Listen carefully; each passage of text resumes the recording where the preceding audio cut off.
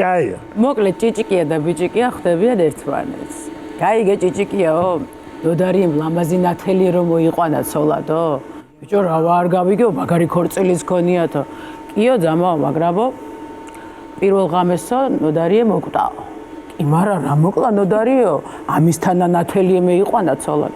რა მოხდა ძამიაო და რო დაღამდაო და საქმე-საქმეზე მიდგაო.